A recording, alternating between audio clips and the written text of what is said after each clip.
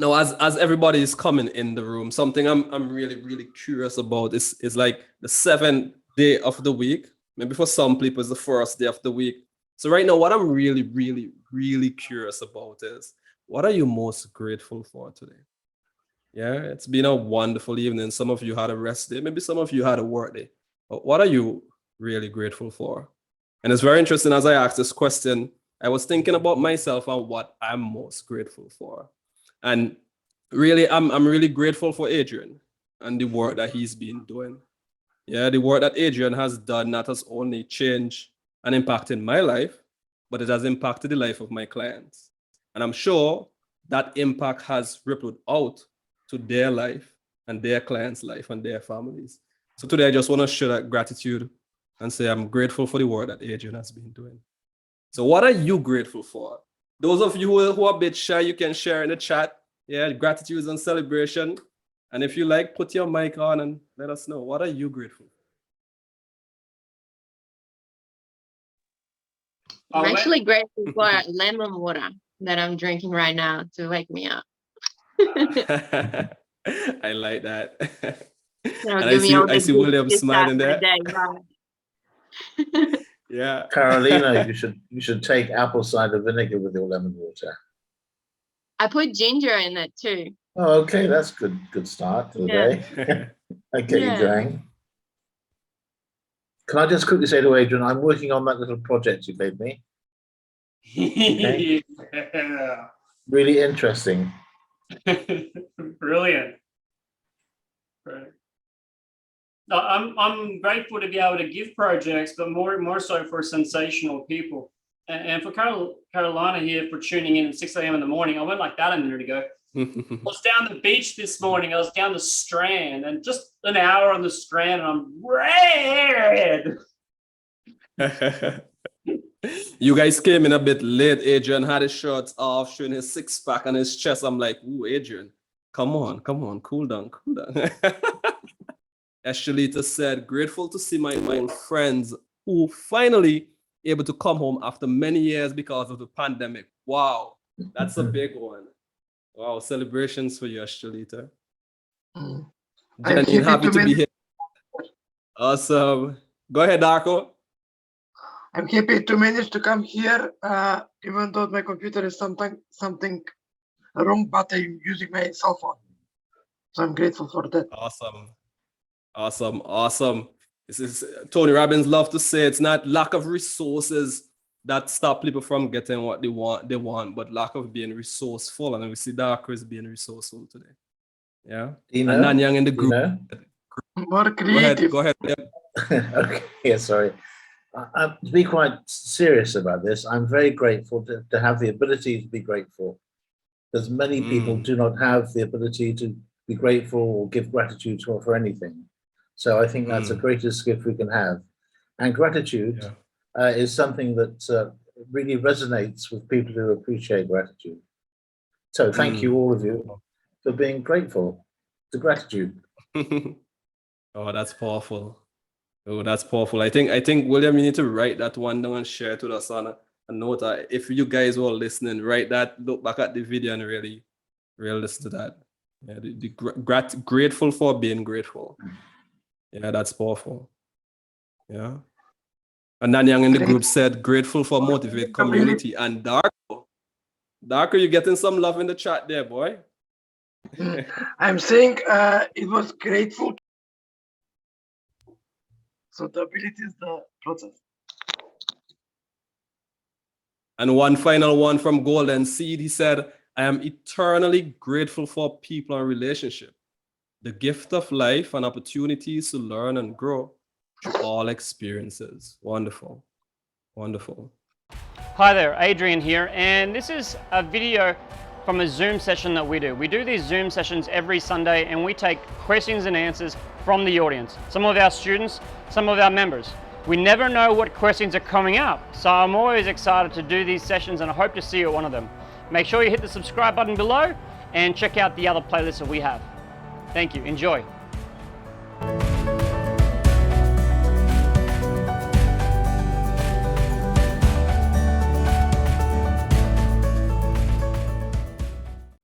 So, blessed love and respect, everybody. And I want to welcome you to after our discussion with professional coaches.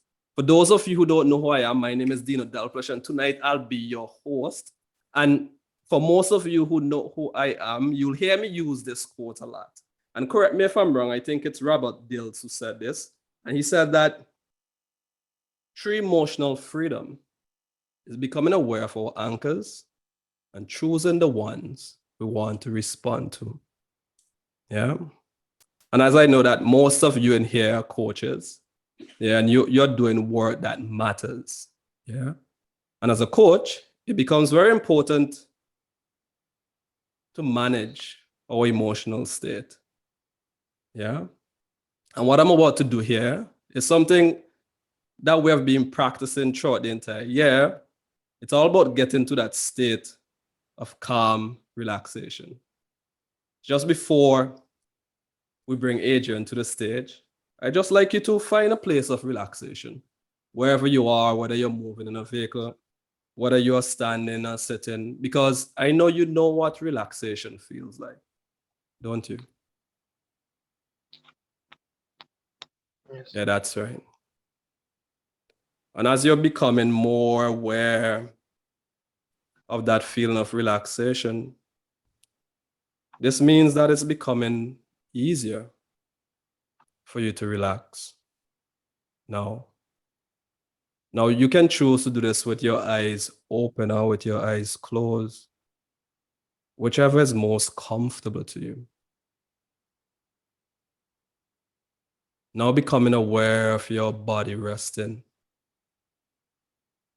And as gravity do what it does best, pulling you closer to your center, you're doing what you do best. Relax. Now. Yeah, that's right. That's right. Bring your energy of awareness now to your toes, heels. Becoming aware of the sensation of touch. And if you so please, you can even give those toes a wiggle, acknowledging that they're there. As these are the toes that brings your sense of balance on the inside. Yeah, that's right. That's right. Allowing this energy of your awareness up to your shin, calves, knees. Feeling your thighs where they are in space. Becoming more centered in your hips now. And as you're listening to the sound of my voice, this means that you are safe and you're able to relax deeper.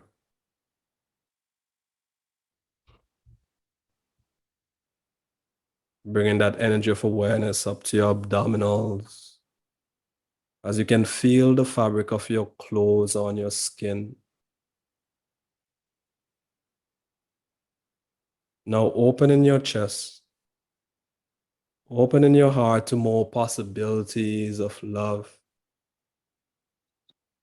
compassion, confidence in self. Yeah, that's right. That's right. Knowing that this heart beats 1,000,000 times a day for you. And maybe in this time, you can even become aware of the beating force of your heart right there in your chest.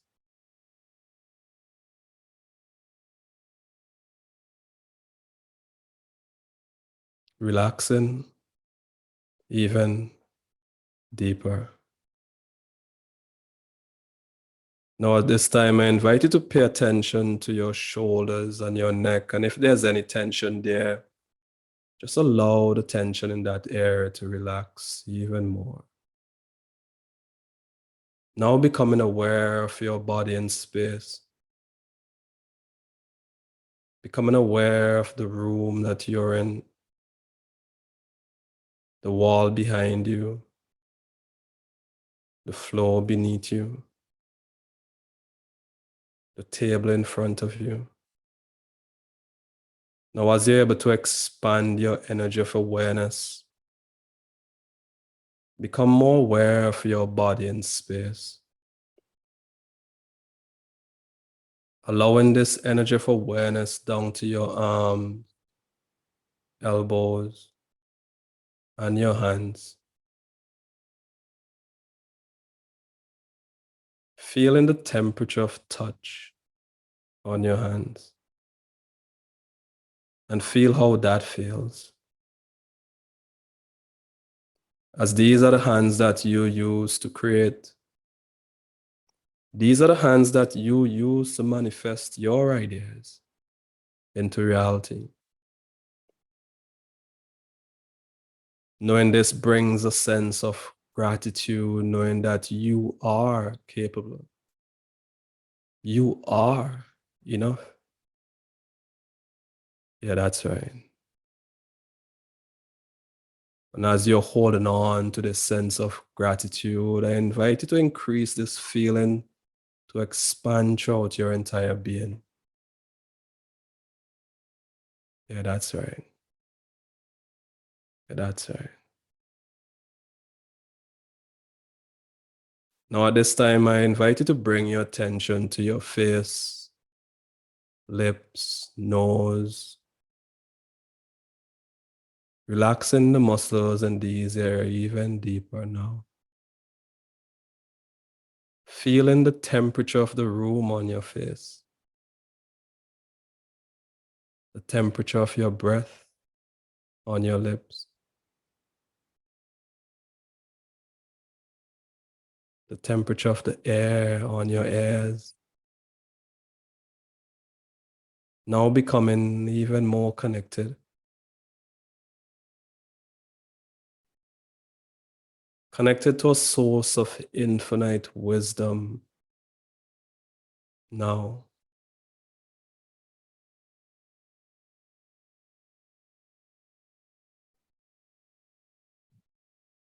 Opening up your heart, opening up your mind, opening up your soul. Opening.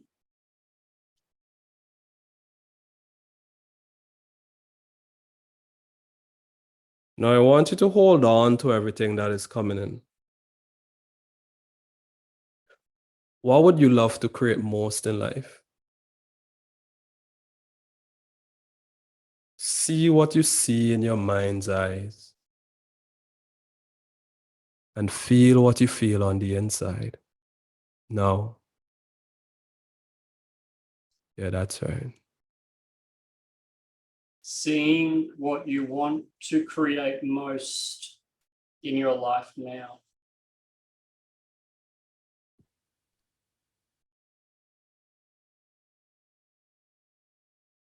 And maybe there's some obstacles coming up at this time. I invite you to hold on to these obstacles as well. As these two make sense on some level.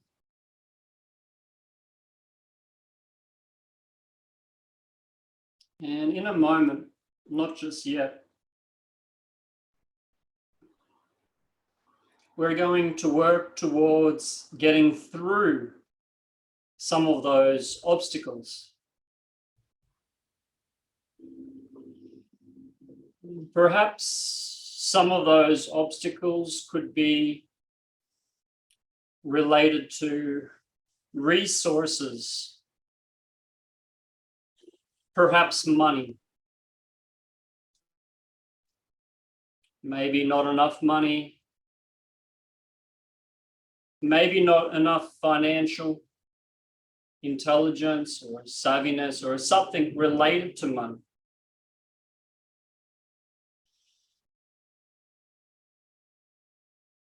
In a moment, Dino and I will ask you a couple of questions. And when we ask these questions, we want you to answer them or finish the sentence in your own mind. So we'll start the sentence and you'll finish it. There's no right, there's no wrong, just whatever comes up. All of these questions are regards to money.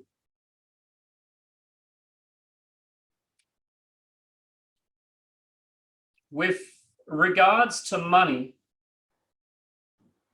I feel angry because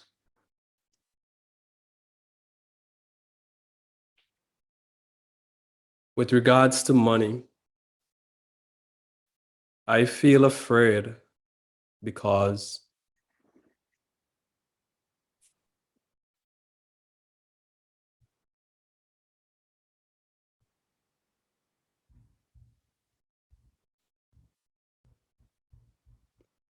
with regards to money, I feel ashamed because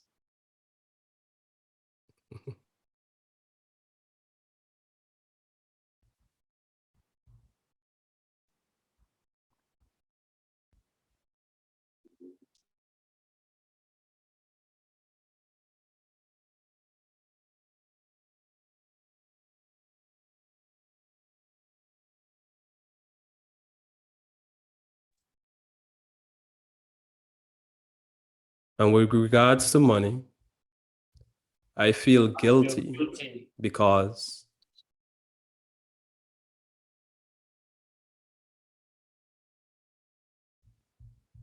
with regards to money, I feel sorry because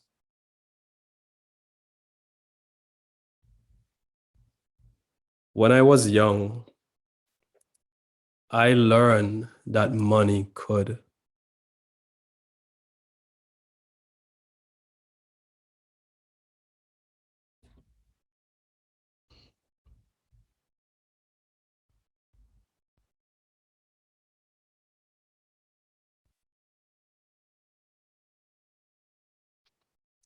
keep track of whatever came up, whatever comes up makes sense on some level. And it's good to have that awareness. Congratulations.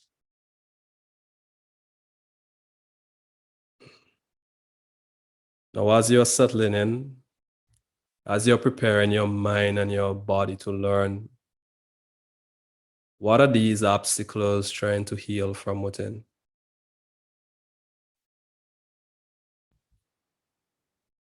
And in your own time, when you're ready, you can open your eyes and you can come back to the room.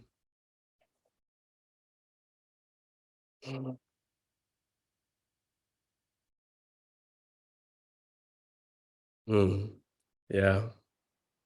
I see a few of us fell asleep.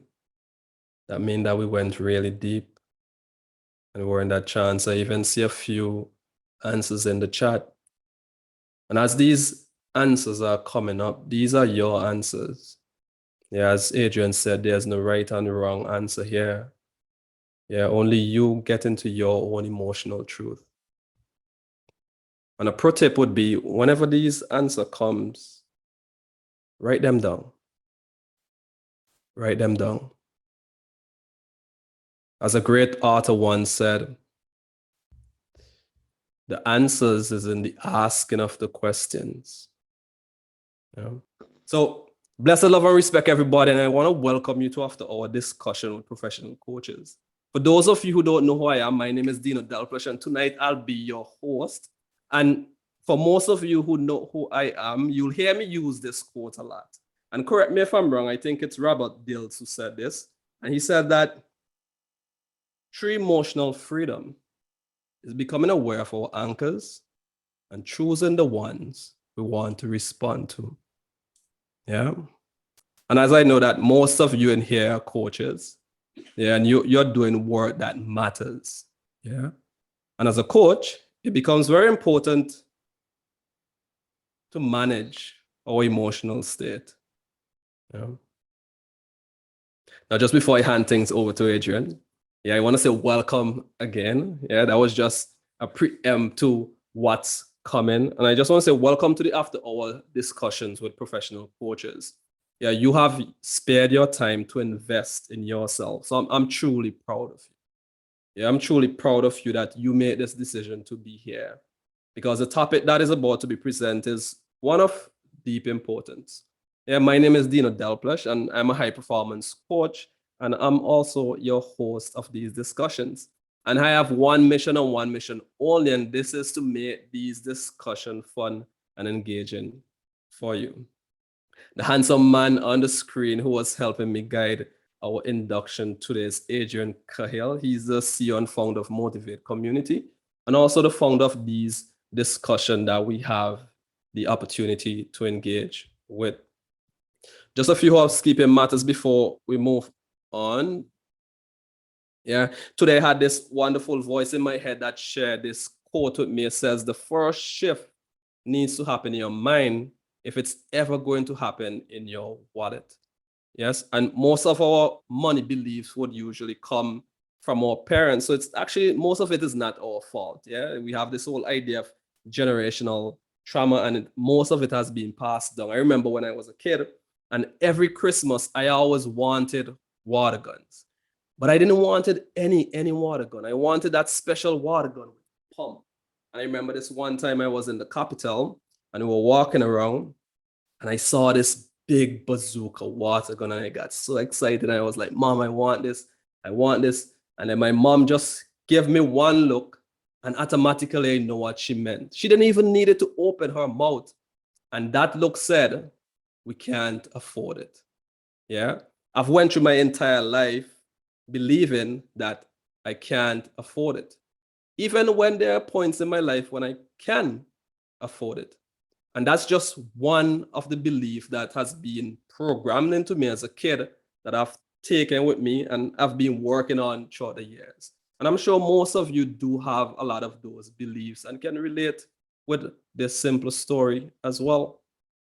And today we have with us here Adrian Cahill, who would be sharing on money mindset. Yeah, so remember, the shift needs to happen in our mind before it happens in our wallet. And without any further ado, I'd like to hand things over to Adrian so he can grace you with his presence. Thank you, Dino, and thank you all very much for coming along. Thank you, thank you, thank you, thank you. I was just talking to my mum and dad about an hour ago, and they're over in Rome. And this whole Motivate community came from Rome. Bet you didn't know that. I was over in Rome, and there was this little couch surfing traveling meeting, and these Romans were just like sharing. They were sharing their experiences traveling. There was no fee, or it was a cafe and you had to buy a drink or something. This is back in 2009. And it was so wonderful. And from that event, I was like, excellent. I'm going to do that one day, and we're going to get Romans, or wherever we are, we'll get people sharing from the heart, or sharing their experience, sharing just for community. And if you see the chat window, sharing so perhaps we can buy more Happy Meals for each other. But I'm sure money is important for everyone here. You know, in today's society, money is how we store and transfer value. So whether you are a yogi or you want to live in a forest, money's going to be an important thing for us. Yeah. So today we're talking about this subject, money mindset, wealth mindset, or whatever. And the key is not for me to sell you any financial products or tell you what's right or wrong. It's to have you going inside and figuring that out for yourself. With that, one key thing will really help. Some of you know this already. And could I ask an NLP person here, anyone, NLP person, what's the discovery frame? According to NLP philosophy, it says that we are thinking in frames. So it puts some frames when we are thinking. So discovery frame means that we are always with intention to discover something, to learn something new. Wonderful. And sometimes when you guys go to a new country, you can go into the new country and you can act as if you can get off the plane and you can go, I know where I'm going. Or you can get off the plane and be like, oh, wow, this is new. And you can look around and like you can take in what's new. I'd like you to be in the discovery frame. So if I say something and you disagree, maybe you can discover something. If someone else in the group says something and you disagree, maybe you can discover something. Sometimes people will go in and they will act as if they know what they're doing, and they'll act as in with certainty. And it can be really good to act as if. But today, we want to act as if we're babies, or act as if we're discovering new territory. So some of it you already know, and if you already know it, I would encourage you to look back and find something new. Well, what we're going to cover in today's session, I'm going to cover briefly why I'm here talking to you about money, a little bit about NLP and modeling. We're going to talk about get rich quick or speculation games. Does the early bird get the worm? And I've got a couple of stories for you. The first one's going to be the XRP pump and dump. That was a little exciting event I took part in. And talk a little bit about mass manipulation. And I'm really looking forward to sharing with you the success leaves patterns. And with the success leave patterns, I've got a couple of stories for you. And in those stories, we'll share a couple of stories about people that have made success. And I've known these people for long amounts of time. And I'll share a little story about a couple of different people who've made success. And then you'll get into groups. And in those groups, you'll have a discussion about why you think those people were successful. And perhaps we will be able to withdraw some patterns from that. Cool? Lovely. Just a little bit about me. When I was young, about 1988, 89 or something, I started to learn a bit about the mind. My dad had this cassette tape and a cassette box. It was called Super Memory Power. And on the TV, you know, way back in the late 80s, they had this super memory stuff. They were advertising it. And basically, it was a CD a VHS pack that you would buy for X dollars, and it would teach you to have a super memory power. My dad bought it. He didn't use it, but he bought it. And I, as a young kid, saw it, and I was like, wow, super memory power. And I actually read some of the book, watched a little bit of it, and I learned something. And one thing I learned was how to remember names. And sorry, I've forgotten everyone's name here. Now, I still forget names from time to time, but what I learned was, I learned that you could buy a VHS packet. I learned that you can buy information, even get it for free, and you can actually learn and you can really grow things. You can develop things like your super memory power. Yeah. My dad also became the soccer coach for my little soccer team, and I'll never forget seeing a book on his desk. You know, it was, so my dad doesn't know that much about football or soccer, yet suddenly he becomes the captain of our soccer team, right? And I see a book on his desk, how to coach a soccer team. Looking back, I think it's pretty hilarious, but it was awesome. I learned from my dad that you can just get books and learn stuff. So by the time I finished high school, or when I was leaving high school, I actually started investing in the stock market. I did lots of little work. I worked like near a Coca-Cola factory, near a cardboard factory. I think it's called Amcor. And I actually bought Amcor stocks. I bought Coca-Cola stocks. Just finishing high school, we would look at the newspaper and we would circle some of the stocks, and I started to buy shares using money I earned, you know, on the weekends, because I knew from books that I could make money. Has anyone here read those books? Robert Kiyosaki or Napoleon Hill or How to Make Money? Yeah, those books exist, and there's tons of them out there, and some of them actually work.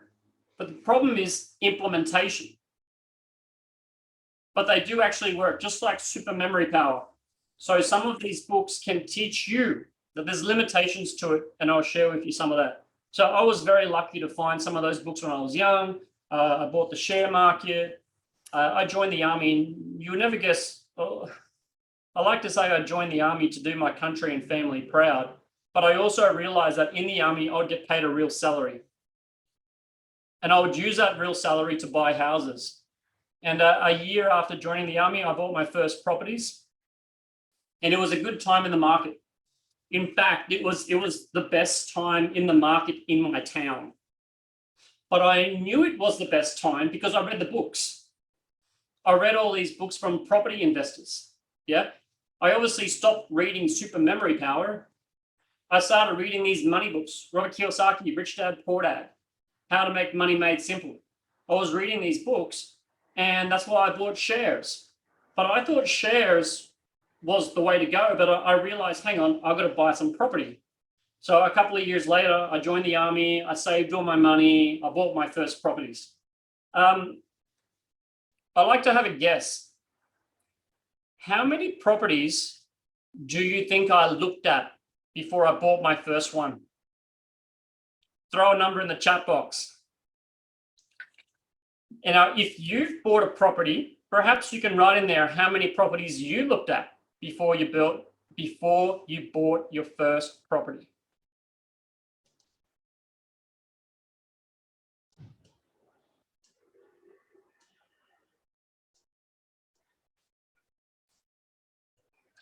How many properties do you think most people look at? It looks like 3, 10, 20, 5. I looked at close to 100. Close to 100 properties.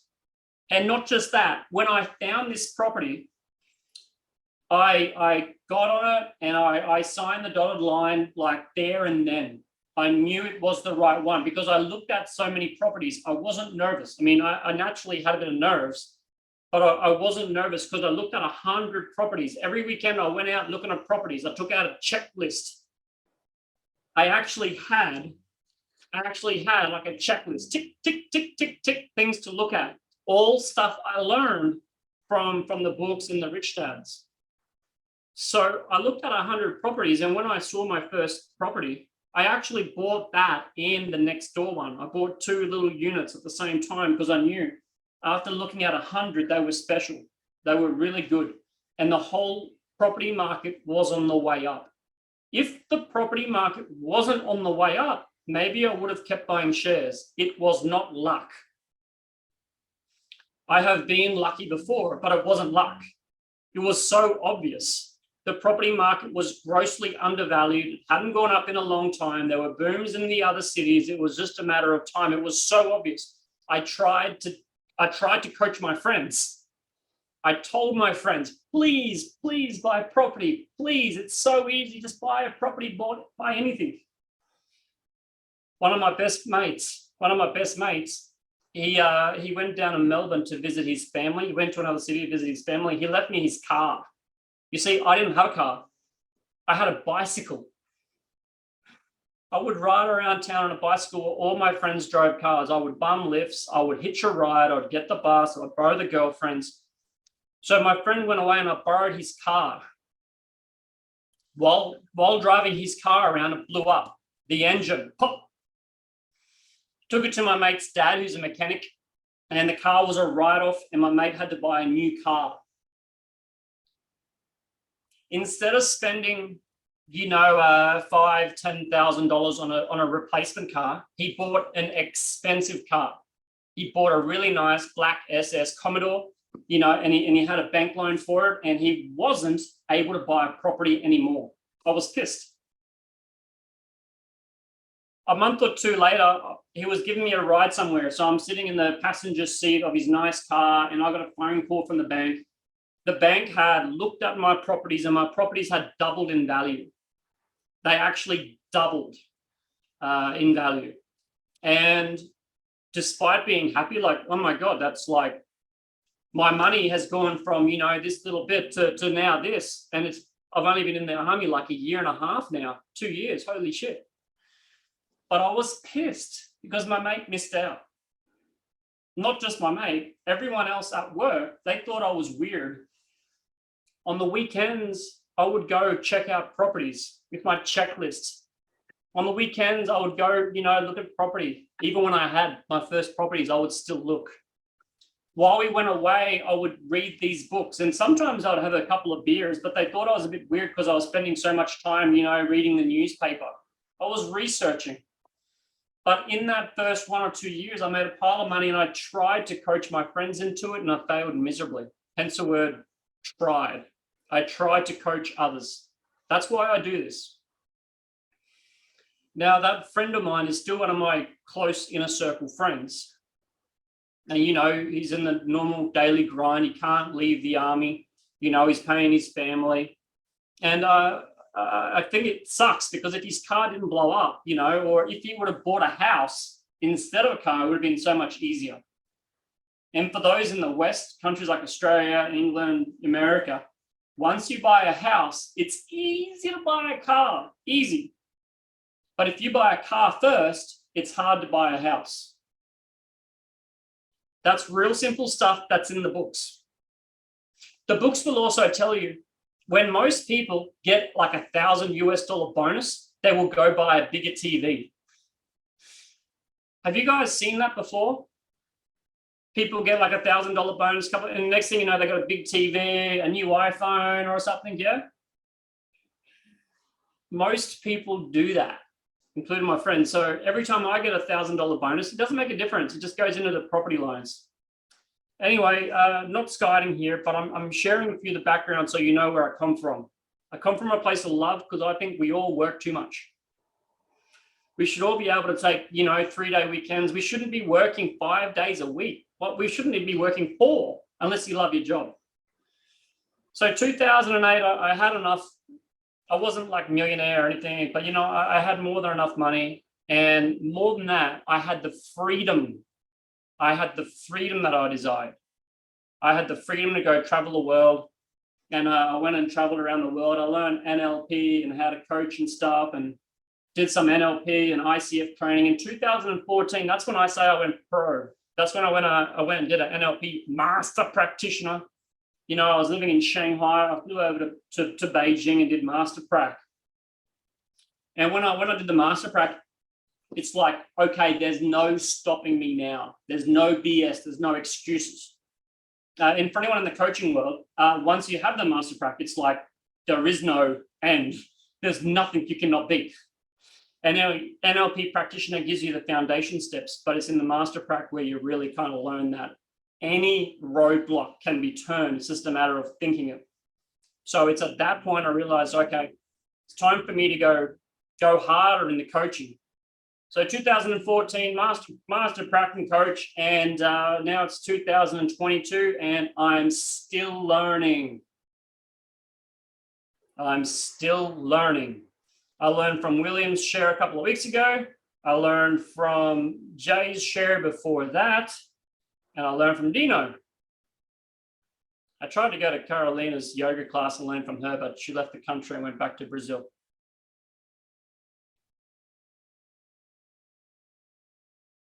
Okay, so that's a little bit about my background. And by the way, what places do you guys, turn the mute button off, what places here do you guys recognize?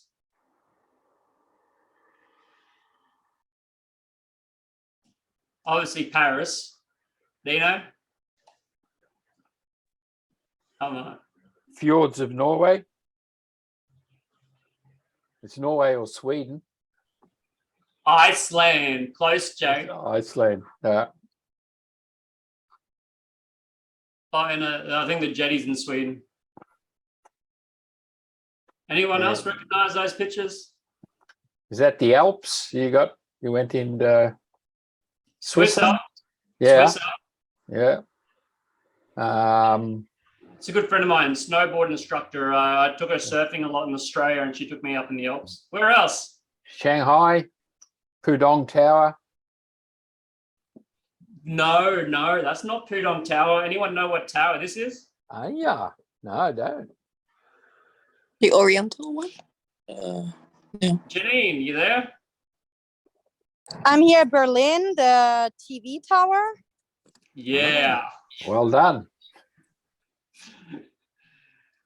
Anyone from the Middle East? No. Or Belarus? Paris. Okay, Kurdistan, Belarus, Luxembourg, Afghanistan and Iceland, Barcelona, Montenegro. Anyways, just put down the wealth mindset books, and if I can, anyone can. I joined the army. I'm not that smart. I'm no smarter than any of you. And there are some people in this room that are definitely smarter than me in IQ. And there's definitely people that are smarter than me here in EQ. And there's definitely people in this room that are smarter than me in business. Okay. So there's people in this room smarter than me in IQ, EQ, and business. And definitely in the social and in the heart space as well. So if I can do this, anyone can. Now, one of my secret tools is the NLP modeling. NLP modeling is discovering what makes someone excellent and transferring that excellence to another. A little bit of background on the NLP. NLP started with these three guys up top, Frank, Richard, and John. Frank, Richard, and John modeled Virginia, Fritz, and Milton. So Virginia, Fritz, and Milton's, they were all freaks. They were like super geniuses. And Frank, Richard, and John kind of modeled them and got their excellence. So by modeling them, they started with Fritz, and they watched Fritz, they listened to Fritz, they started to act like Fritz and figure out what made Fritz so good at his work. Then they spent time with Virginia and spent time with Milton, learning how they did their excellence. And from that excellence, they got some models, meta model, Milton model, hypnotic language models, timeline models. They got all these models in what made these people excellent. And there's two things with the NLP. One is the actual fact that they modeled them. And the other thing is the applications they created. So you'll often hear about the NLP applications. That's the anchoring, collapsing anchors, meta model, Milton model, reframe models. These are the applications. The applications are the result of the modeling. Okay, so modeling gives you the applications. Now, these guys or you can just as easily model someone like Robert Kiyosaki, Warren Buffett, Elon Musk. And if you want to model Elon Musk, just get his autobiography. There's one of actually, it's like 12 hours long. Okay, so NLP was a matter of modeling, and they modeled these guys and came up with the applications. This gentleman on the screen, Tony Robbins, he's simply an NLP master practitioner. So Tony Robbins studied the NLP, and Tony Robbins had a bit of a gift. Tony Robbins' gift is he is about this tall. He is a monster. He is this bloody tall. Do you guys know anyone else in the motivational space? Anyone in the motivational space that's like that high? Anyone? Anyone know anyone like this tall in the motivational space? Okay, great. Now, do you know anyone in the motivational space that's like my height or your height? Mm. Yeah? Mm. See something there? Yeah. Countless motivational people around this high, but only one Tony Robbins, and he's that high. He's a freak. Yeah, he has extra presence, energy, power because of his height. Hence, he's able to do what he does. Yeah. What are you a freak at? What are you freaky good at? You're all freaky good at something. And Alicia, thanks for coming along. She's pretty good with like the networking, the creativity. Really getting in and coming up with solutions. Janine here, she travels around the world like finding the best trainers and stuff that she can. She's amazing as well. Like one of her freaky things is stepping way outside the comfort zone, And Carolina here, she's taught me something as well. And I won't forget what she taught me. I said something about yoga, and she said, it's not what you learn when you get down there and touch your toes. It's what you learn on the way down. So we're all freaky good at some things, but what? Now let's jump back in here. We're doing all right? Okay, so Tony Robbins, NLP master practitioner, and one of his skills is he's extra big, so he's got extra stage presence, but it's just NLP, and he modeled agents of change. He modeled some of the NLP greats, Jim Rohn and some other successful people, and he created his own style. See, Tony Robbins here, he doesn't look, sound like Frank, Richard, John, Milton, Fritz, or Virginia. He doesn't look or sound like any of them, but he's taken bits of all of them, put them into his own style. And if you don't know, one of the reasons why Tony Robbins is so successful is he has a partner, a financial partner. He was doing these events in his lounge room, and they got a bit bigger, but he was broke. And even after he had a couple of them going on, a couple of these events, the first ones, he was still broke and in debt. And he ended up partnering with someone, and his partner took care of all the business, and he is still with that partner today.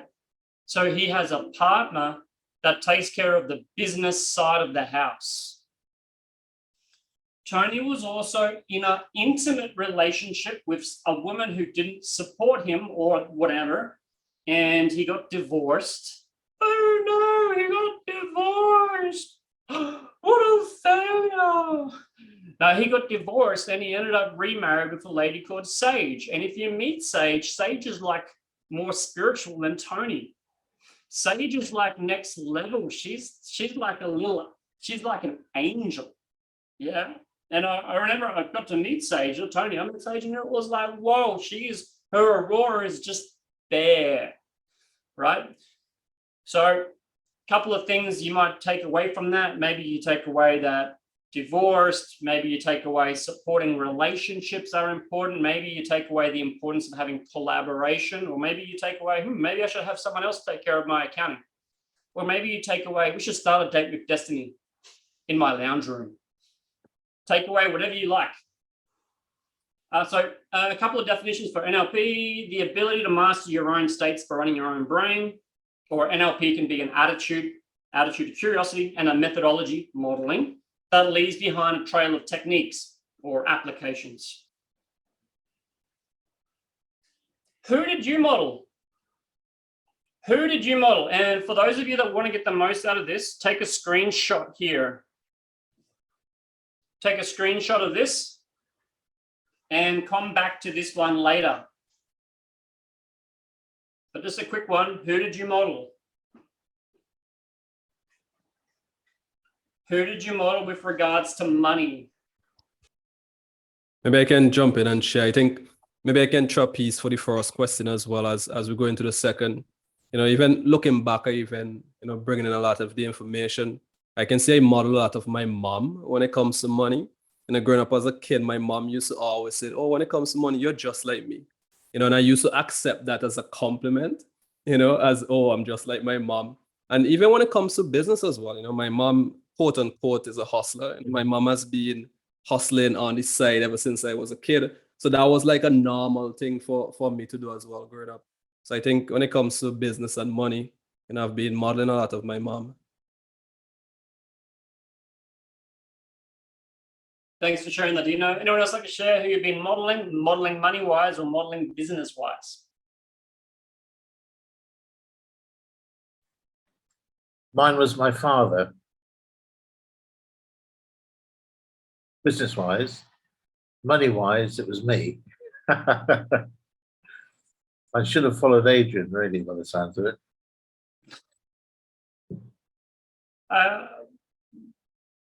I think you've done well in business, William. Yeah, I've been very lucky, very fortunate.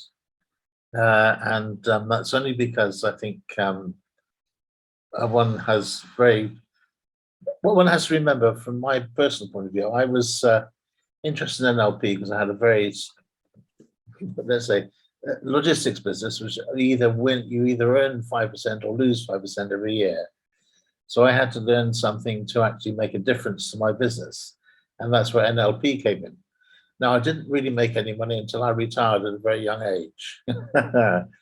So NLP made me give a different view on life, really. So Just well done on you, Adrian, for getting there well before me with your properties. Well done. Thank you. Okay, someone else like to share where you learned the model? I can share. Well, I have a lot of beliefs that came from my grandmother. Like, for example, she always said, like, you have to like when you have something, whether it's money or food, you always have to enjoy it in pieces, not all at once. Don't get too greedy and save a lot on the side. Do not spend. So there's a lot of inner beliefs from my grandma and therefore also my dad.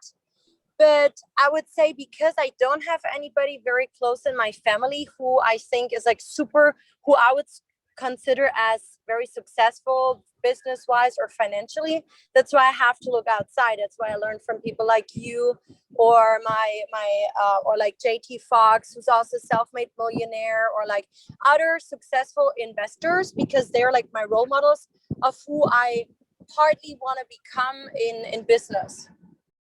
Yeah, is it JT Fox? Yeah. Yeah, he's one of them, and as we all know, there is like role models. It's not that we want to copy everything that they do, right? But yeah, I mean, I have a lot of respect for people like you or him. They come from broke or like from being young, innocent with nothing to being like self-made millionaires, and I think, wow, it's just amazing. And especially learning from you guys how you did it. Hang on, Janine. Inspiring. You flew over to the States, didn't you, to meet JT and to do his training and shake his hand and all that? Well, also in Germany, actually. Okay, but you haven't flown over to Australia yet. Yeah. Okay, no jokes. Thank you. And if I can ask, I want to ask Carolina, you did yoga training, and I know you do a lot of coaching, but in terms of yoga, right? You did excellent yoga training. You went through that. Who did you model for business?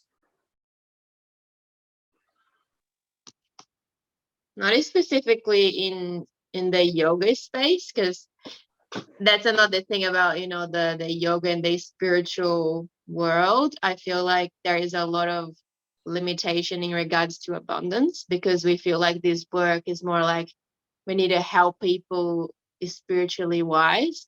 So if I find a lot of blocks in this community of yoga and stuff, that we can't charge for our work, because more like you're helping people in a way. So I'm trying to flip that and getting myself more into other sort of like communities that have that sort of view of like service is actually, something that you can be abundant because you're serving someone, like looking at money as service, instead of having that limitation of like, I just need to serve for the sake of like the spiritual world or these kind of things. I'm so glad you're flipping the script on that. I'm really glad you're flipping the script on that, because that's it's a slow process, and I still get a bit like, oh, should I really be charging this for a yoga class or a coaching session or something, and I'm like, no, it's like you're actually serving and you're bringing that person into a different sort of like in their true potential, instead of keeping them small and things like that. So that's one reason I'm in this space, because the sooner you finish changing and as you're flipping the script and starting to earn more, as you flip the script even more, you can step into serving even more. There are exactly wonderful people that have big hearts, maybe yoga skills, meditation or therapy skills, but if they don't make it, if they can't get the money side of the house, they end up stuck in their 9 to 5. And the yoga world and coaching world, there's a lot of models that aren't the best with money. Do feel free to model me for some things, but don't you find a better model when it comes to money than me. I'll share some stuff with you all about money, but you can find a better model. But perhaps I could be a starting model And then maybe like Janine, you go and meet someone like JT, who's, you know, up in the mega millions. My first model for business was a gentleman called Troy. And Troy had a little business, and it was small, and it was maybe $10,000, $20,000. And they had these kind of like motorbike scooter moat things, and people used to drive them around my town, and that was his business. And I worked for him, a family friend. I learned from him, and you know, he was the first entrepreneur and the farmer I worked with. But none of these two business mentors, I worked with both of them. So I worked with two entrepreneurs in their business, but none of them made it financially. In fact, one of them ended up himself, you know, about 10 years ago, nicked himself. And the other one I coach from time to time. So the business mentors I had weren't that successful. So I had to look out and find better business mentors. Mm. And maybe if I can jump in and share something here, I really love what Carolina shared. And I know a lot of coaches struggle with this, not even in the yoga space as well. I actually remember when I decided to go into business as a coach, and I started charging $97 for my 3 months program, and I thought that was a lot. And when I worked with my first business coach, he said something that really jumped out at me, that hit me here, because you know I have that desire to want to help as well. And he said that people who pays attention, and the more they pay, the more attention they pay. And when you as a coach don't charge, yeah, you're doing your clients a disservice. Yeah, and then really looking at that into introspect, I realized me as well. When I invest, I pay more attention. Like I'm an engineer, so I can get a lot of things online for free. Yeah, I know the holes, I know the dips. And I've downloaded a lot of courses, a lot of books for free. And I realized the courses and the coaches that I invested in are the ones that I got a bigger return on. So when we look at our clients as well, it's the same thing. Yeah, it doesn't matter whether they're paying for 1 hour or 3 months. If a client invests in what you're giving, trust me, the impact that you're creating is going to be bigger, because money itself is an exchange of energy. Yeah, and I'm happy you said that this is a process, because we're all going through that process as well. Yeah, of growing, of healing, and shifting the way we look at how we exchange this frequency. Just briefly on the money front, Jay, did you go see that coaching school thing in Brisbane? I remember you and Michelle were talking about it. They did a 2-day coaching thing in Brisbane where they just kept on selling their program. Did you see that? I have been at a couple of programs. I'm not sure of the specific one, but I did one that comes to mind straight away, where all the guy did was talk, and at every opportune time tried to tell you to pay more money to do something more.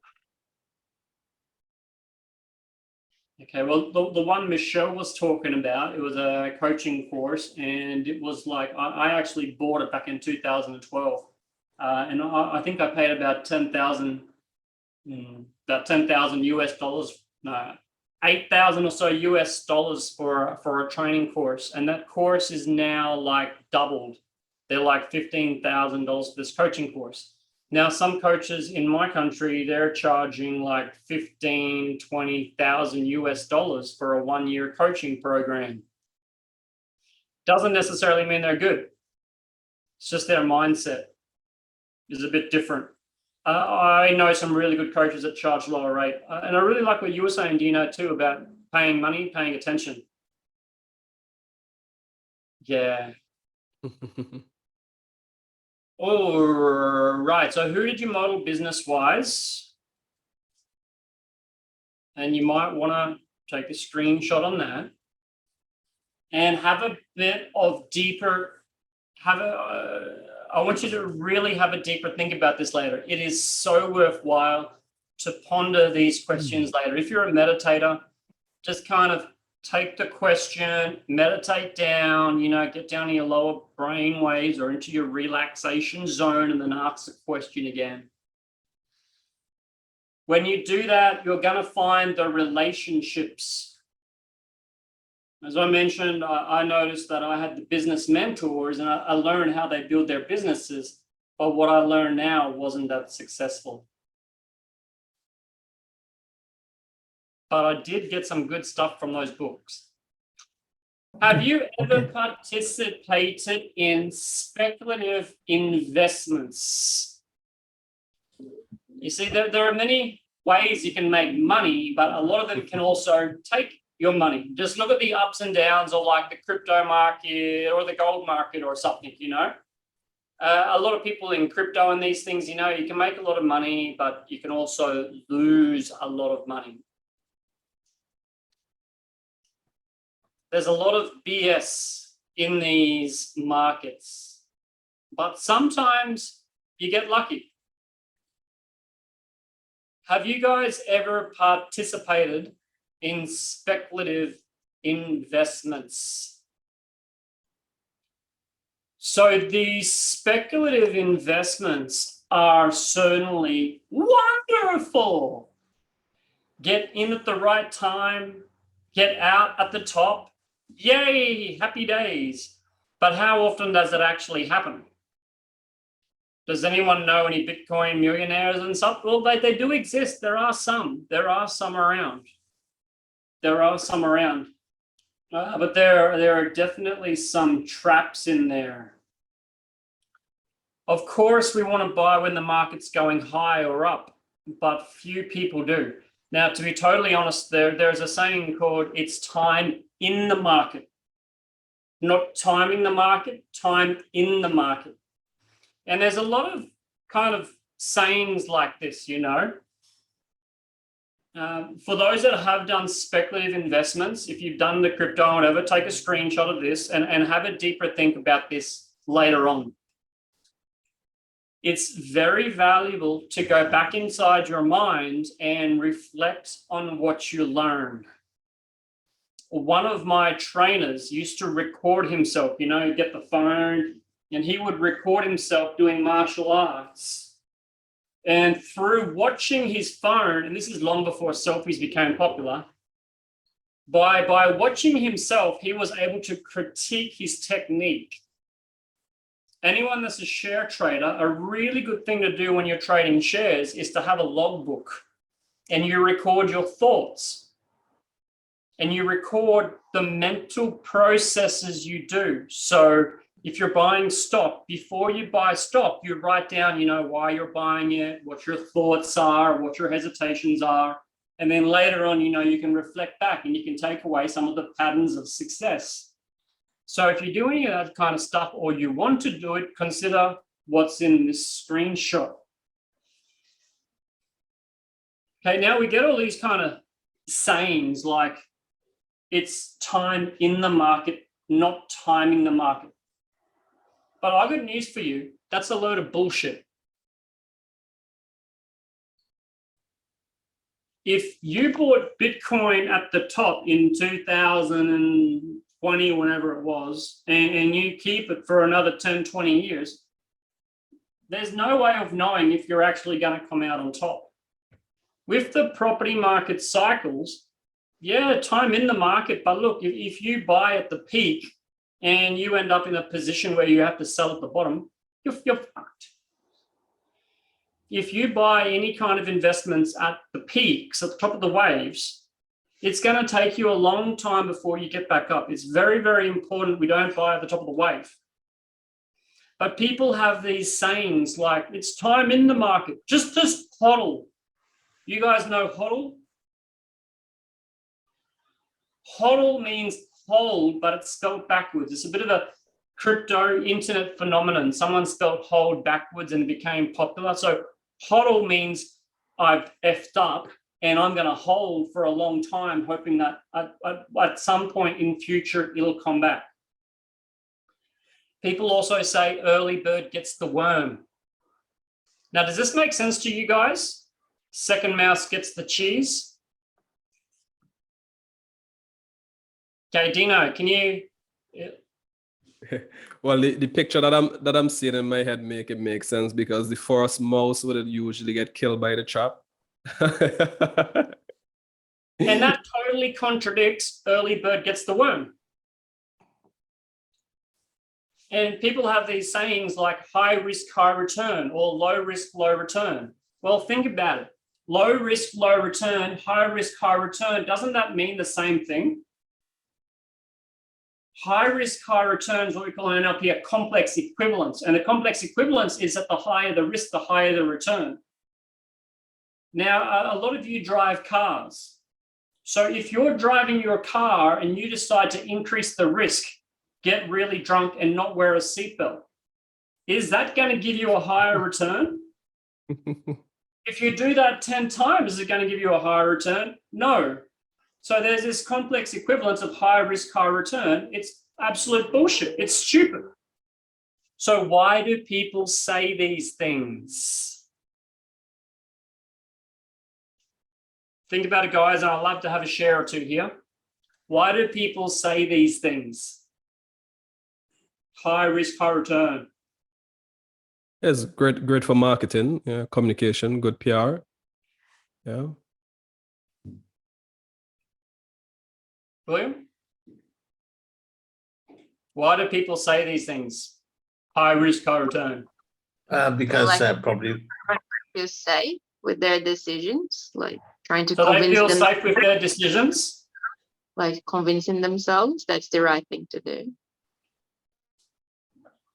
Brilliant. And thank you. as we know from NLP as well, is that we usually generalize a lot. So it's really easy to chunk information like that and sell it. Yeah, if we gotta give all the details, people who are receiving the information can get confused. So as Jay put in the chat, manipulation. Yeah, so I like to think that the term manipulation is you being carefully handled. So whenever, say for example, businesses communicating their products, they wanna make sure that they're carefully handling their customers and directing them, along in the direction that they want them to go. So a lot of these phrases would stick as a result of these slangs, these terms as well. I would term it seduction. Seduction. Mm.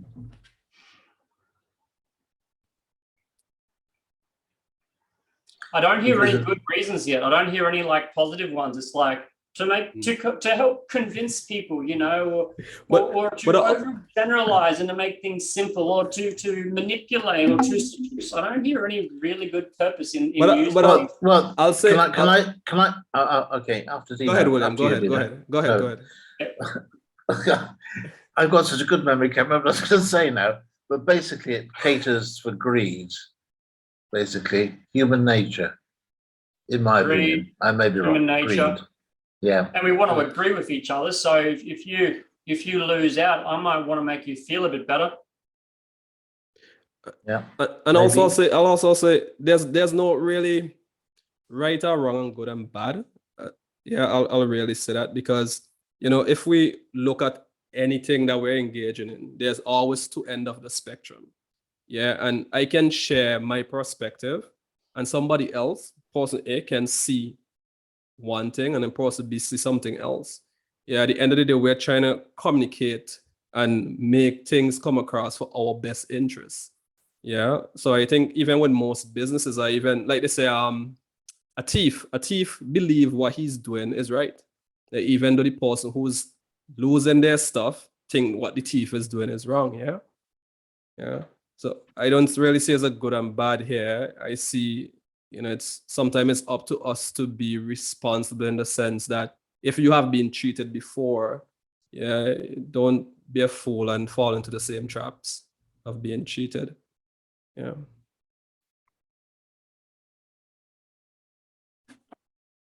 I really want to make it clear and obvious that what is normal, high risk, high return, is BS. In my opinion. They're overgeneralized statements. And if we're going to be putting money in, we don't want overgeneralized statements. We want to get into the details and go a bit deeper. There's a lot of overgeneralized statements. Now, at my family table when I was young, we spoke about money. No one in my family was that good at it, but my dad, started investing in shares and stuff, and I kind of watched him and learned. Because he shared a bit, I got involved in it. So speaking about it at our table, at our dining room table, we spoke about money a fair bit. It wasn't a problem. It was cool. Today is one of the favorite things we do at our table. Anyone else here talk about money at the family table? Or is it a taboo? Well, if you don't talk about it at the family table, for the parents out there or for the grandparents, if we don't talk about it, how are the kids going to learn? So if we are going to talk about it with people, we might want to use those phrases, in my opinion, a fair bit. Yeah, or I could be wrong. This is what I think. So there's a lot of these sayings out there which aren't really that good. And my mate Benjamin said something to me before. He said, it was in one of the stuff he read here, it was people in the Middle Ages worked a lot less than people today. He said people worked a lot less in the medieval times. Yeah. So some people might think governments or society perhaps has manipulated people. I don't know. And we've had a workshop on that about a month back with Harold. Absolutely wonderful session. I saw it in a newspaper, and I know for a fact governments invest in NLP consultants or behavioral psychologists who are basically NLP consultants with a university degree. So governments invest in NLP to manipulate public opinion. If you want to get voted, you hire an NLP consultant to help you change your words to make it more influential, yeah? So governments have openly admitted, and this is quite common knowledge in the UK and Australia, governments have used NLP consultants to manipulate or to motivate the whole population into wearing masks for the greater good and doing jabs and stuff, right? But anyway, do you think companies like BlackRock, Goldman, you know, these companies that manage trillions of dollars, do you think they might invest in NLP consultants or behavioral psychologists? If you're a fund manager, and you've got $100 billion invested or even $50 billion invested, would you spend a couple of $1 million on marketing? Mm-hmm. Of course, it's part of the game. So the companies that have mega money invest millions or maybe billions in marketing. How do they invest this money in marketing? Well, a whole variety of ways. I was just at a football game a couple of weeks ago, and part of the advertising was SWTF, start your crypto trading now. And Tabcorp, gamble, you know, gambling advertisements and crypto advertisements were going around this football stadium with 20, 30,000 people watching it. Anyone here watch YouTube? How about social media feed? Yeah, social media feeds. There's all these people talking about money and gold. Some of these people are KOLs, key opinion leaders. Yeah, key opinion leaders are an interesting thing. It's a business where you become an influencer and you can actually buy key opinion leaders. I've been invited to countless magazines and stages where I pay $5,000 or I pay some amount of money and they feature me and they say, I'm a key opinion leader. And the idea is that I build my profile and then I sell myself to other people who want to influence my market. So there's people on YouTube and all these things that are paid or indirectly get paid for manipulating the masses. Yeah. Were you guys all aware of that? Kind of somewhat. You thought about it. Well, it's true. It happens. The last big Bitcoin crash, I was watching a gentleman by the name of Michael Saylor. Michael Saylor has, I think, something like $100 billion, $200 billion in his fund in crypto, right? And the crypto market's coming down. And one of our best trainers, Chris, is up in the crypto industry. And the whole crypto was crashing. And what did this Michael Saylor say? Buy now. Keep buying. Now it's going down. It's a great time to buy. Oh, Now it's hit 40,000. It's a great time to buy. Oh, now it's hit 30,000. It's a great time. Now it's hit 20,000. It's a great time to buy. It would have been the best time at the start to swap it from Bitcoin to USD coin or a stable coin. Very simple. I spoke with a friend, Chris, and I just did that. I just changed from whatever it was, crypto, right? And the whole market crashed, and then you buy it back. But Michael Saylor has like $100 billion or something. Can he tell the market to sell? Yeah. If Michael Saylor, who has 100 billion in crypto, if he tells people to sell, it's going to cause a market crash and drop down, and all his followers and stuff. So while it was going down, a whole pile of crypto people on Twitter, they had these glasses on, and all of them were saying, stay calm, stay cool. No, sell. The faster you sell, the better. And I guarantee you, tons of these people sold. Tons of them sold. But on Twitter and social media, they had to keep a straight face, and they had to say, hold on tight, we're holding. Or in reality, they would have been telling their mum and dads to exit.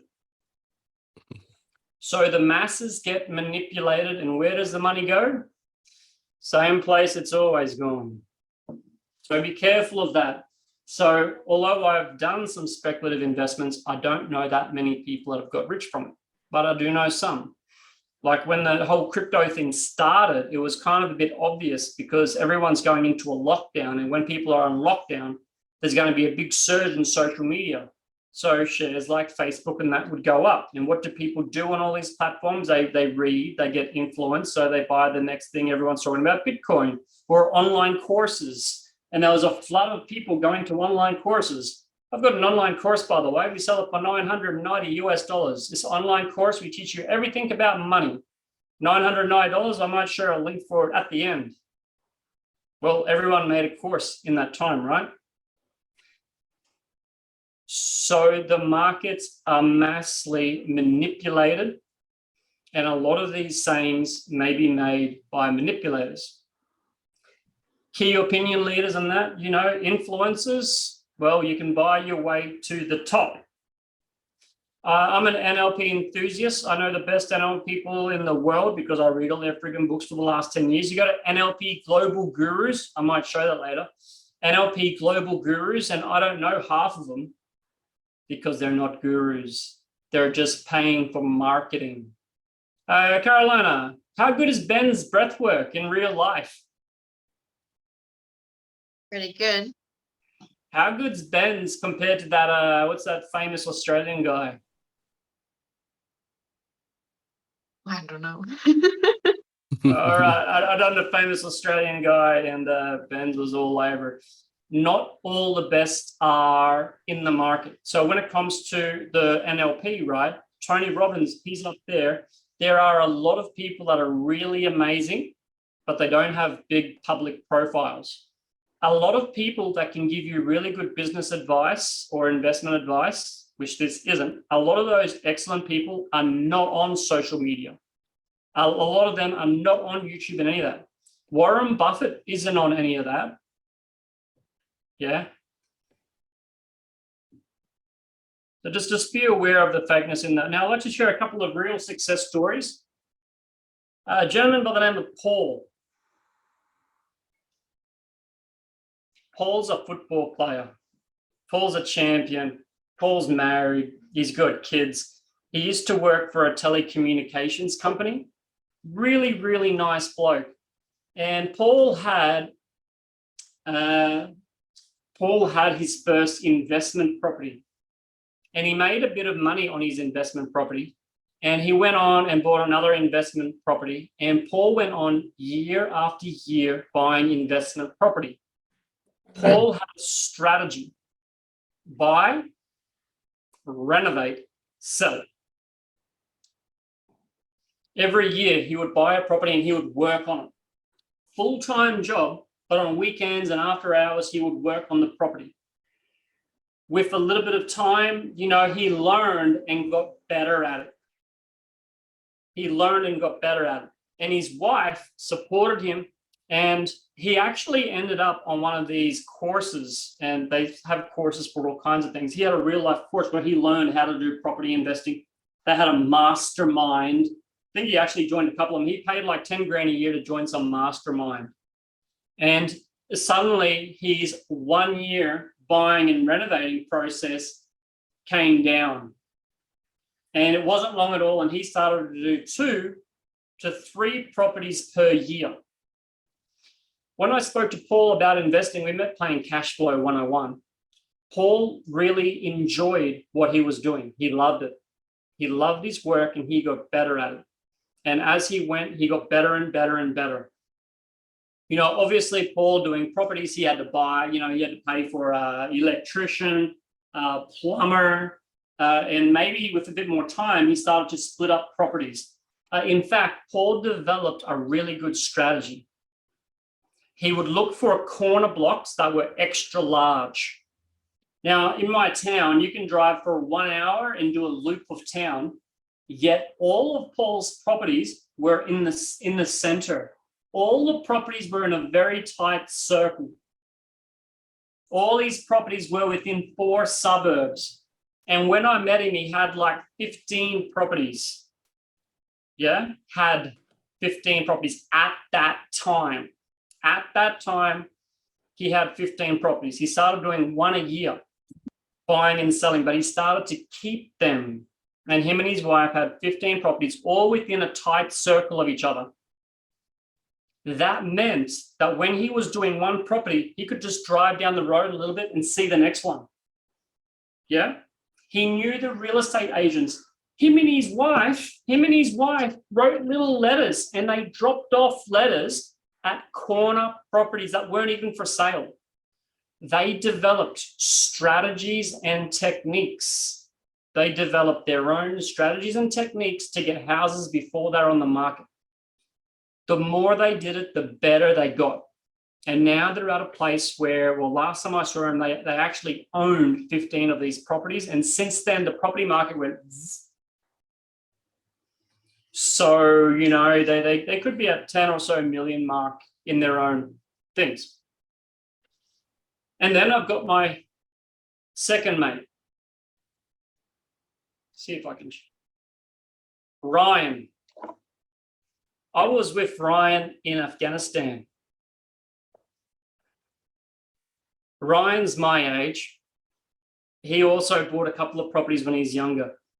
Ryan joined one of these business masterminds. Same story, but different. Yeah, he's not a footballer. He's actually into free diving. He's single, no kids, and ladies, he's hot. I would contemplate this, you know, he's hot, but you know what? Very disciplined. Like Paul, I didn't say this about Paul, he's actually really disciplined and he's really structured. He would analyze his properties and he would choose.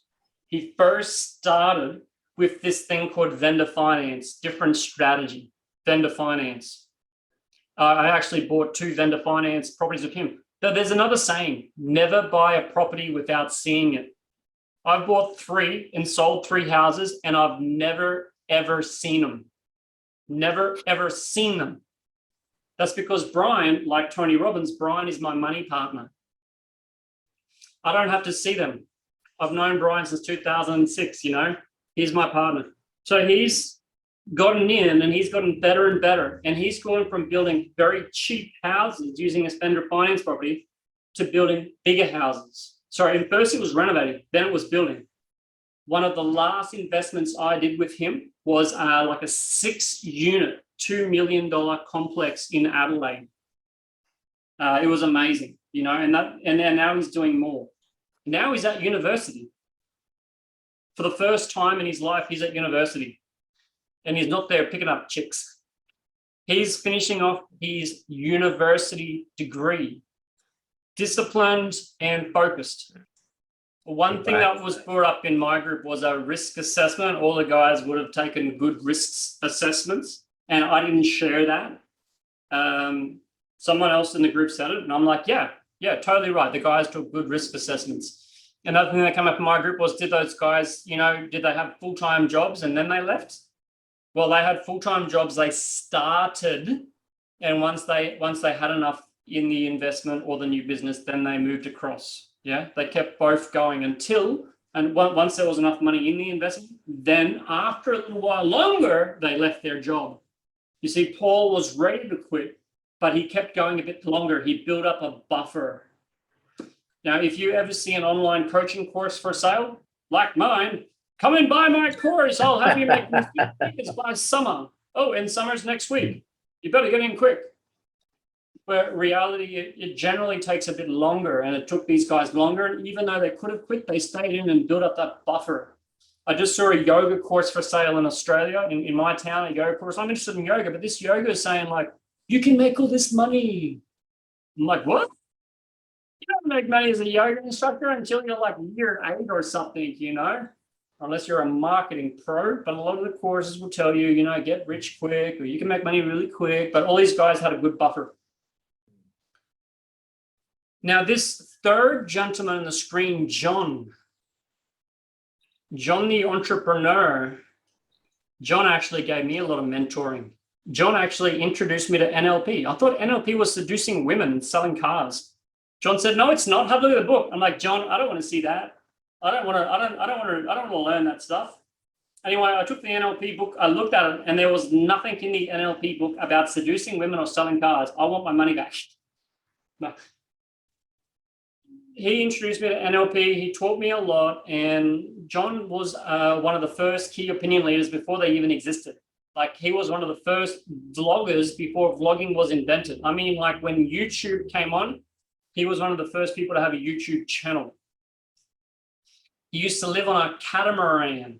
You know, he's divorced, had a property or two, but he was going around on his catamaran and just kind of enjoying life, just cruising along.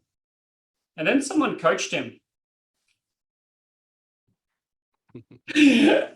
Anyway, he stepped up and got some more coaching. He got back into the NLP in the game, and he really stepped up his business. He hired people, and he started hiring people. And, you know, he's got a couple of people working from him, one in Canada, one in Belgium, I think like 2 in Brisbane. You know, he upped his game a bit. Yeah, got his own people, and he's still doing a similar thing. Yeah. Social media marketing, pretty much social media marketing. What does John have in common with the other two?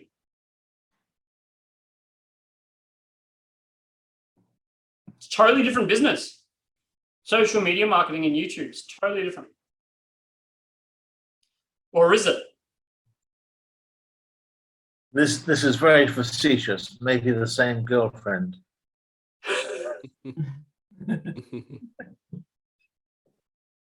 I'll say there's discipline there, actually, and there's a strategy to their madness. Yeah, there's a strategy behind of the madness. Knowing these guys, I'll say this third guy, John, didn't have the discipline, but he actually had discipline to stick to his systems. He never had WordPress. He freaking hates WordPress. He developed his own system, and he has discipline on his database and on the way he does things. I would question Ryan's discipline too, because sometimes he just takes a holiday and goes diving, you know, free diving in Bali or somewhere. But no, he has so much discipline. He used to do bodybuilding. He has discipline with what he eats. So a lot of discipline. They might not look it, but they have a lot of discipline with their systems, with their approach. They're meticulous. What else do you think these guys all have in common? What about their personalities? What about their strategies? Well, they definitely are clear about what they want. Yeah, they definitely have a clear idea of what they want. So that's one. Yeah. They all grew their wealth through COVID. They've all grown their wealth pretty much every year, regardless of market conditions. Joe? I think perhaps commitment might be the one that really shines out. That when they started something, they committed to it and kept at it. Discipline and commitment sort of interchangeable a bit. Yeah.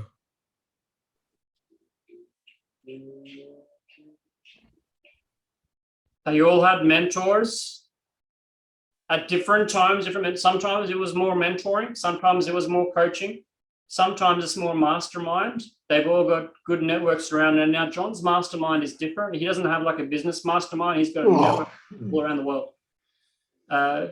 None of you guys came to Bali. John came to Bali. I was flying through town. He's like, where are you going? I'm like, Bali. He's like, oh, when are you coming back? I'm like, oh, about 3 weeks. He's like, oh, can I come with you? But I got to come back for a meeting next week. So he came up and just filmed it all.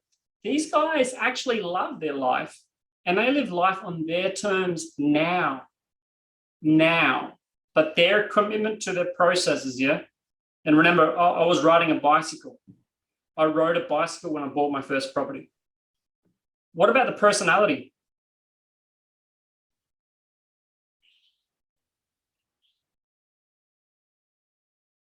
I'll say that they're open. Yeah, they're open to opportunities. Yeah, they're open to trying new things as well. Yeah, we started with that whole discovery frame. Yeah, being curious, having that curious baby type of perspective on things. Yeah. And I can see that they are consistent learners. Yeah, they're always learning. Yeah, whether it's through coaching, whether it's through reading. Always learning. Yeah. Yeah, and they might change their strategy a little bit, but they stay in their lane. They stay in their lane. I'm still learning NLP.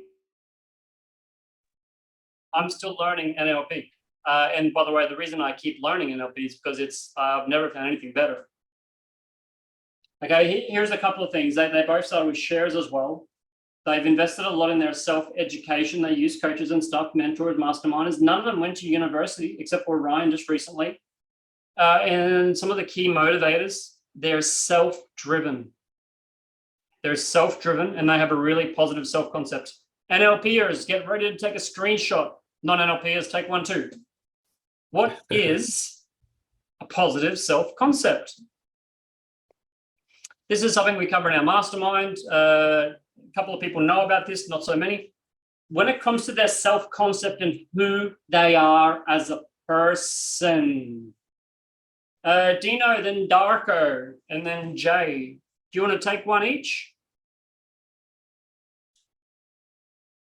Just pick one of these and share a little bit about one of these things that you're confident in sharing.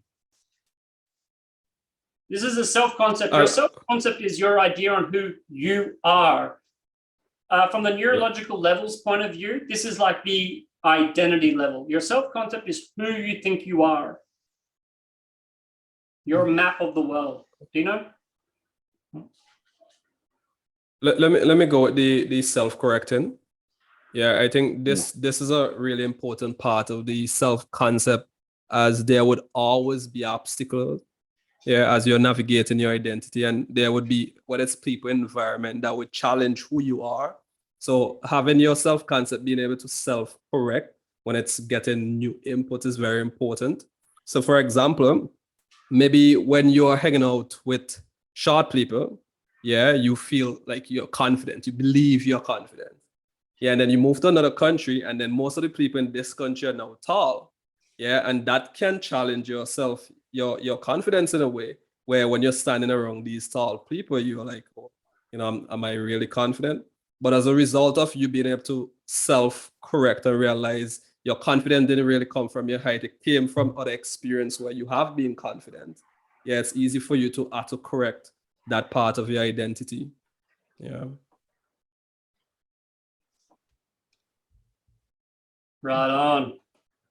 For me, I'm working now because we are on this stage, on NLP Master Practitioner. I'm working on connecting, because it is very important, and focusing on connection is not, I'm making not just connection is seeing the person and talking on the same language, but also to connect energetically, so we can help people and be in the present moment. That's how I can see the connection, and this is very important for me. I can share also that I have went through process when I was not very disconnected with people, and now I'm getting more connecting. So this is most important for me. That's right, Darko. And we have a team, and we're connecting. And all those guys used other people, and they connected. Connecting with people was a regular thing. And their self-concept, who they think, they have a really connecting, warm approach. So that leaves the one that I can see, which is most common across them, is durable and being resilient and lasting. So they have a good strength of character, which means emotional stability, and they maintain that. So they're steady, reliable, and it's seen as this type of people that are confident as well. So if a person's like that, you're seeing those traits. Resiliency is about emotional stability and the fact that they can maintain over time this positive self-image that people see them as being reliable, and being self-confident, I think, is the one that shows that well to most people. Right on. So when the motivation runs thin, or motivation runs out, or they have a bad day, it's okay. They can get up and they can keep going. They're very resilient in what they're doing. And Jay also tapped on self-confidence, but part of self-confidence is knowing what you can and can't do, which falls into the area of accuracy. These guys were all well aware, but over time, they got better and better at understanding themselves, understanding what they were capable of, understanding how to motivate themselves, right? Because you got to keep up that motivation. It takes a long time to do a property development. It might take a long time to fulfill a coaching engagement. A key thing for some people, if you've found that your awareness or your consciousness is rising a lot, if you find yourself waking up a lot in your dreams, if you find yourself becoming more and more aware of your value systems, what's important here, how do I want to handle this situation, that's great. And that means you have a high level of consciousness about your self-concept. So up in the top right there, it actually says unconscious. Can I come in there? Because I was waiting for an appropriate moment to say hello. And I think the unconscious moment is really the essence of intuition. And with that intuition, it becomes important not to, even though it's important to know all the concepts of the reality of getting there, once you've done the drudge, as I term it, the unconscious reality is really the essence of actually being, if that makes sense. So it all comes in from wherever, as it is, not opposed to, I've got to think about that, I've got to think about this, I've got to think about that, and what have you. So I think the healthy self-concept is the unconscious, non-drudge situation where you have the intuition working at its maximum.